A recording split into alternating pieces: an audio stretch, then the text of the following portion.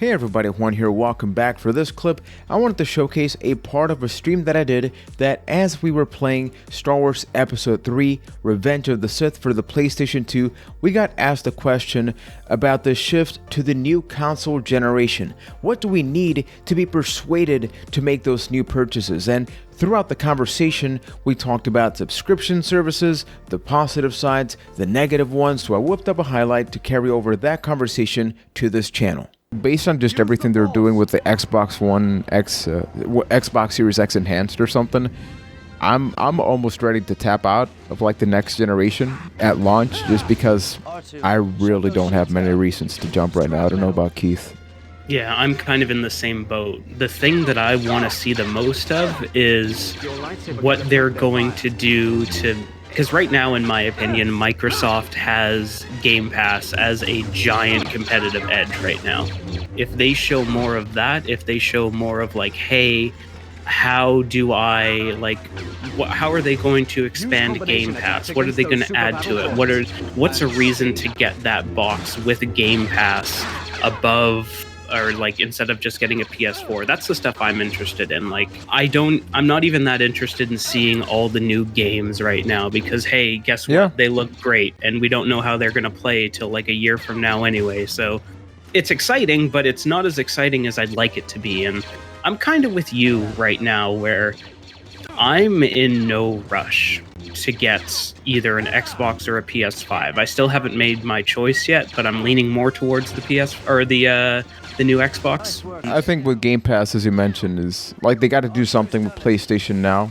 Hopefully, just bump it up a bit. Okay, if we're talking competitive edge, the thing that will make it go like, oh, I'm more excited about this than I am the PS5. Like this Cold War of them waiting to give us a price needs to end like yesterday. So yeah, how about stupid. We get a price tomorrow?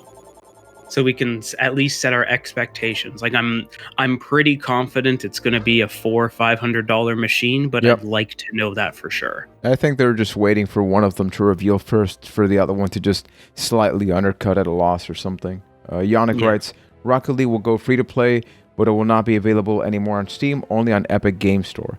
I think it's about time that Rocket League became free to play. I'm surprised it took them so long, honestly. Really, if you hadn't gotten it on Steam at this point, you're probably not somebody that needs it on Steam, so I don't think the exclusivity is that big of a deal. I literally have 2 one-year Xbox Live activation codes. I hear they are no longer selling the one-year code.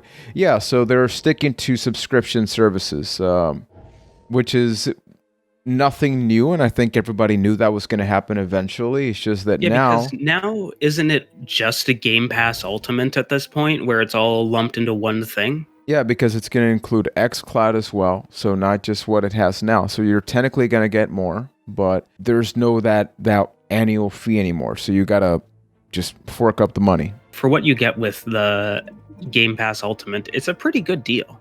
Oh yeah, no, without a doubt. And Kevin writes, I don't play enough games as it is. That's why Game Pass would never work for me. When I see Juan scroll through his inventory, it is just one crazy long list. I'm not subscribed right now to Game Pass, just because like I've been playing a lot of PS3 and all that. So right now I'm just like, I don't really need a subscription service. Problem is I don't get live. Yeah, at the same time, I would argue that Game Pass is almost better in that perspective, where it... Like, I just have PC Game Pass, and I love it because I don't really play... Outside of the podcast, I don't play that many games anymore, but it gives me the option to scroll through that long list and go, oh, that looks cool. It's like, oh, I saw a video about a game called Forager, and I was really interested in. Now it's on Game Pass. Now I literally just have to click a button, download it, play it. It doesn't matter if I get a lot out of it. Like if I get a couple of hours worth, well, I've probably gotten my $10 a month worth, and then I can never touch it again. And that's okay because I didn't pay for the game. I paid for it as part of a subscription.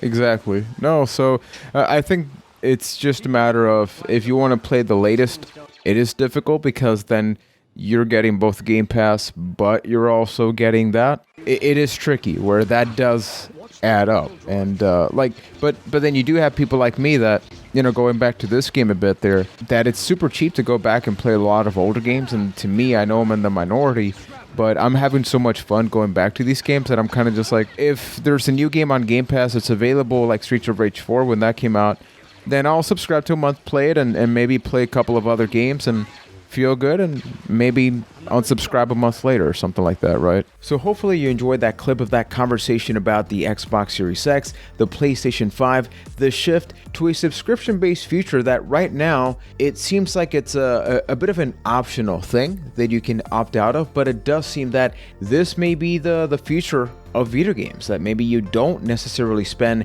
$60 on a game. Instead, you spend $15 a month and you get a large variety of things, but as time does go on, maybe those costs do add up as you talk about Game Pass, PlayStation Now, and everything else. So if you enjoyed that clip, please consider subscribing, clicking on that bell, going down to the comment section, and let me know what do you think about this topic. And don't forget, this was part of a Twitch stream, so if you want to come hang out with me, you can follow me at twitch.tv/Mr. Player Juan. So thank you for watching and supporting, and take care, everybody.